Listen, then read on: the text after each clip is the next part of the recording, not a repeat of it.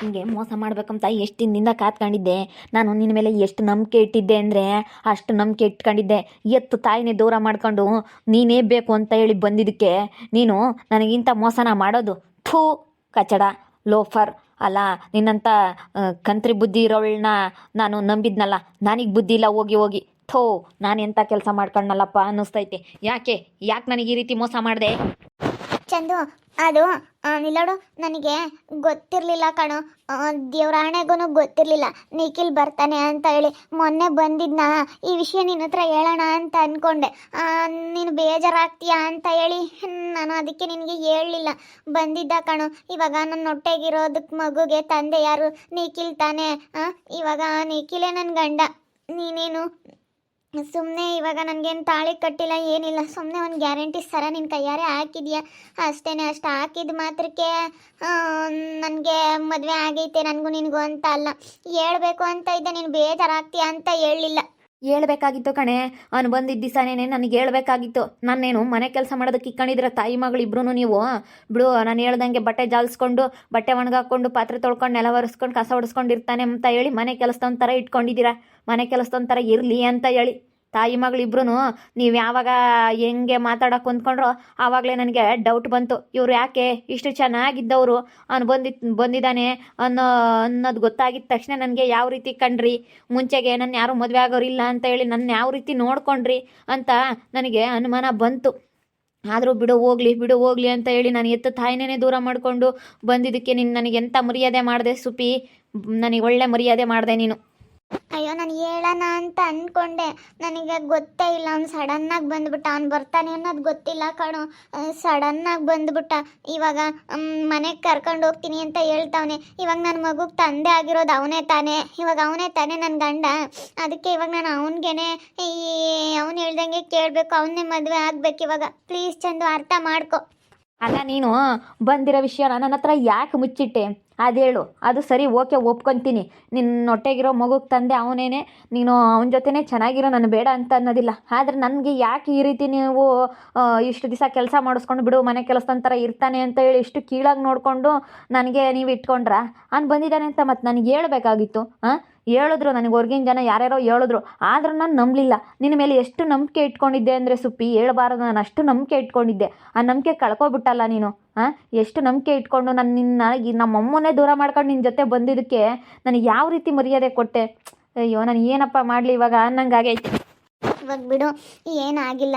ಇವಾಗ ನಿಮ್ಮಮ್ಮ ಸ್ವಲ್ಪ ದಿನ ಕೋಪ ಮಾಡ್ಕೊತಾರೆ. ನಿಮ್ಮಮ್ಮ ಮಾತಾಡ್ಸಲ್ಲ ಅಂತಲೇ ನಾನು ಸಡನ್ನಾಗಿ ವಿಷಯ ನಿನಗೆ ಹೇಳಿದ್ರೆ ನೀನು ಬೇಜಾರ ಮಾಡ್ಕೊತೀಯ.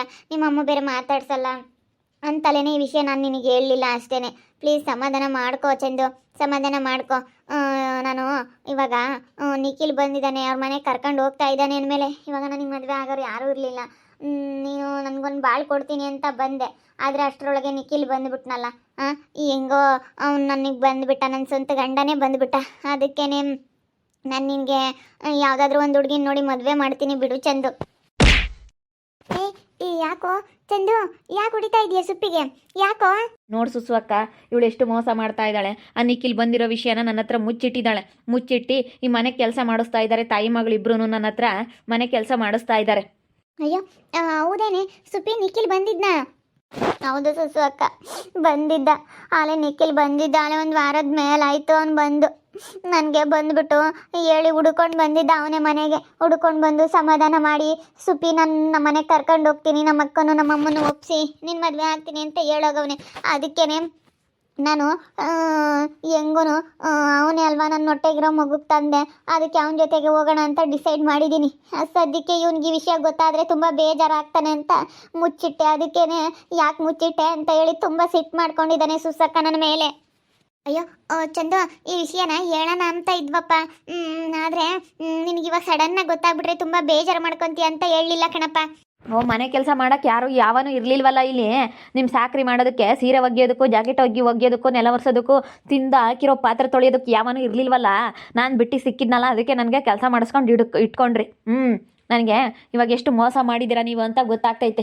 ನಮ್ಮ ಅಮ್ಮನ ಬಿಟ್ಟು ಬಂದಿದ್ದಕ್ಕೆ ನಾನು ಯಾವ ರೀತಿ ಇವತ್ತು ಅನುಭವಿಸ್ತಾ ಇದ್ದೀನಿ ಅಂತಂದರೆ ಹೇಳ್ಬಾರ್ದು. ಇವಾಗ ಏನು ಮಾಡೋಣಪ್ಪ ನಾನು ಅನ್ನಿಸ್ತೈತೆ. ಅಲ್ಲ, ಇಂಥ ಮೋಸ ಮಾಡಬೇಕಂತ ಎಷ್ಟು ದಿನದಿಂದ ಕಾತ್ಕೊಂಡಿದ್ಲು ಇವಳು. ನನಗೆ ಹೇಳ್ಬೇಕಾಗಿತ್ತು ಅವ್ನು ಬಂದಿದ್ದ ವಿಷಯನ. ಮುಚ್ಚಿಟ್ಬಿಟ್ಟು ಹಿಂಗೆ ನನಗೆ ಎಲ್ಲನ ಕೆಲಸ ಮಾಡಿಸಿ ನನಗೇನು ಮನೆ ಆಳ್ ಥರ ಮಾಡ್ಕೋಬೇಕು ಅಂತ ಇದ್ರೇನೋ ಇವರು. ಅವ್ನು ಬಂದರೂ ಬರ್ತಾನೆ, ಅವನು ಎಲ್ಲದಕ್ಕೂ ಅವನು, ನಾನು ಸುಮ್ಮನೆ ಹೆಸ್ರಿಗಂತ ಹೇಳಿ. ಅದು ಬಿಡಪ್ಪ, ಹೊಡಿಬೇಡ ಬಿಡೋ, ಪ್ರೆಗ್ನೆಂಟ್ ಇದ್ದಾಳೆ, ಹೊಡಿಬೇಡ ಬಿಡೋ, ಬಿಡೋ ಚಂದು, ಹೊಡಿಬೇಡ ಬಿಡೋ. ಅತ್ಲಾಗೆ ಯಾಕೆ ಮುಚ್ಚಿಟ್ಟೆ ಸುಪಿ, ಹೇಳ್ಬೇಕು ತಾನೆ. ಆವಾಗಲೇ ಜಯಮ್ಮ ಹೇಳಿದ್ಲು ಗೊತ್ತಾ, ಅವಳು ಅವತ್ತಿಂದಲೂ ಹೇಳ್ತಾ ಇದ್ದಾಳೆ ಬಂದಿದ್ದಾನೆ ಕಣೋ, ಅವ್ನು ಬಂದಿದ್ದಾನೆ ಕಣೋ ಅಂತ ಹೇಳಿ. ಅದೇ 3ನೇರಿಂದ ವಿಷಯ ಗೊತ್ತಾದರೆ ತುಂಬ ಬೇಜಾರಾಗುತ್ತೆ. ನೀನೇ ಹೇಳಿದ್ರೆ ಈ ವಿಷಯನ ಅವನಿಗೆ ಬೇಜಾರು ಆಗ್ತಾ ಇರಲಿಲ್ಲ. ಅಕ್ಕ ಅವಳು ಅವತ್ತೇನೆ ನನ್ನ ಮೇಲೆ ಅಷ್ಟೊಂದು ಪ್ರೀತಿ ಇರೋಳಾಗಿದ್ರೆ ಹೇಳ್ಬೇಕಾಗಿತ್ತು. ನಾನು ಇವಳಿಗೆ ಒಳ್ಳೇದು ಮಾಡಿದ್ದೀನಿ ಅಂದಮೇಲೆ ನನಗೆ ಅವಳು ಹೇಳ್ಬೇಕಾಗಿತ್ತು. 3ನೇವರಿಂದ ಗೊತ್ತಾದ್ರೆ ನನಗೆ ಅದೆಷ್ಟು ಬೇಜಾರಾಗ್ತೈತೆ ಅಂದರೆ ನನಗೆ ತುಂಬ ಮೈಯೆಲ್ಲ ಉರಿತೈತೆ. ಇಷ್ಟು ಮೋಸ ಮಾಡ್ಬೇಕಂತ, ಹಿಂಗೆ ಮೋಸ ಮಾಡ್ಬೇಕಂತ ಎಷ್ಟು ದಿನದಿಂದ ಕಾತ್ಕೊಂಡಿದ್ಲು ಇವಳು. ನನಗೆ ಯಾಕೆ ಹೇಳಿದ್ಲು? ಅವ್ನು ಬರೋನಾಗಿದ್ರೆ ಅವ್ನು ಬರ್ತಾ ಇದ್ದ. ಅವ್ನು ಬರ್ತಾನೆ ಬೇಡ ಅಂತ ಹೇಳಿ ಹೇಳ್ಬೇಕಾಗಿತ್ತು. ನಾನು ಮದುವೆ ಆಗ್ತೀನಿ ಅಂತ ಕೇಳಿದೆ ತಾನೆ.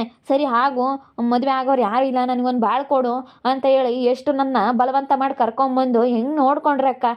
ನಿಜ, ನಾನು ಎಷ್ಟು ಚೆನ್ನಾಗಿ ನೋಡ್ಕೊಂಡಿದ್ದವರು. ಆಲೇನೆ ಅವ್ನು ಬರ್ತಿದ್ದ ನನಗೇನೆ ಇವ್ರ ವರ್ತನೆನೇ ಚೇಂಜ್ ಆಯಿತು. ನನಗೆ ಆವಾಗಲೇ ಅನುಮಾನ ಬಂತು, ಇವ್ರು ಯಾಕೆ ಈ ರೀತಿ ಆಡ್ತಾ ಇದ್ದಾರೆ. ಎಷ್ಟು ಚೆನ್ನಾಗಿ ನೋಡ್ಕೊತಿದ್ದವರು, ಎಷ್ಟು ನಾನು ಪ್ರೀತಿ ಮಾಡ್ತಾ ಇದ್ದವರು, ಯಾಕೆ ಇವರು ನಡವಳಿಕೆ ಎಲ್ಲ ಚೇಂಜ್ ಆಗಿದೆಯಲ್ಲ, ಯಾಕೆ ಈ ರೀತಿ ಮಾತಾಡ್ತಾ ಇದ್ದಾರೆ, ಎಲ್ಲ ಪ್ರತಿಯೊಂದು ಅವರು ಚೇಂಜ್ ಮಾಡ್ಕೊಬಿಟ್ರು. ಮಾತಿಂದ ಹಿಡಿದು ಊಟದಿಂದ ಹಿಡಿದು ಪ್ರತಿಯೊಂದು ಎಲ್ಲ ಚೇಂಜ್ ಆಗಿಬಿಟ್ರು. ನನಗೆ ಆವಾಗಲೇ ಅನುಮಾನ ಬಂತು, ಯಾಕೆ ಇವ್ರು ಈ ರೀತಿ ಮಾಡ್ತಾ ಇದ್ದಾರೆ, ಯಾಕೆ ಹಿಂಗೆ ಮಾಡ್ತಾ ಇದ್ದಾರೆ ಅಂತ ಹೇಳ್ಬೇಕಾಗಿತ್ತು ನನಗೆ ಈ ವಿಷಯನ. ನನಗೆ ಮುಚ್ಚಿಟ್ಟಿದ್ದೆ ತುಂಬ ಕೋಪ ಬರ್ತಾ ಇರೋದು.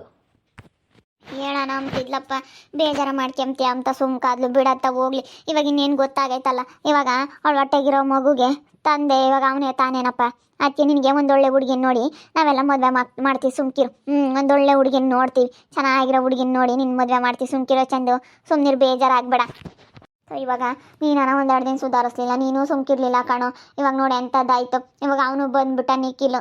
ಅಲ್ಲ, ಇದೊಳ್ಳೆ ಚೆನ್ನಾಗಾಯ್ತಪ್ಪ. ಹೋಗತ್ಲಾಗಿ ಅವ್ನು ಇವಾಗಲೇ ಬರಬೇಕಾ? ಮುಂಚೆಗಾನ ಬರಲಿಲ್ಲ, ಏನಿಲ್ಲ ಅಲ್ಲ. ಲೋಪರ್ಗೆ ಇವಾಗ ಬಂದವನೆ. ಇವಾಗ ಅದು ಹೆಂಗೆ ಬಿಡ್ಕೊಂಡೆ ನೀನು ಸುಪ್ಪಿ?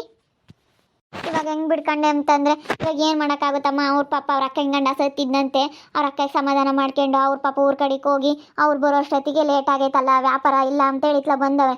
ಫೋನೆಲ್ಲ ಕಳಿಕೊಂಡು ಅವ್ರ ಅಕ್ಕ ಗಂಡು ಪಾಪ ಚೆನ್ನಾಗಿಲ್ದಲೆ ಸತ್ತೋಗ್ಬಿಟ್ರಂತೆ. ಅದಕ್ಕೇ ಹಿಂಗೆಲ್ಲ ಆಯಿತು ಅಂತೇಳಿ ಅವ್ರು ಬೇಜಾರಾಗಿ ಸುಮ್ಕಾಗ್ಬಿಟ್ಟವ್ನು ಅವನು. ಅದಕ್ಕೆ ಇವಾಗ ಬಂದಿದ್ದ.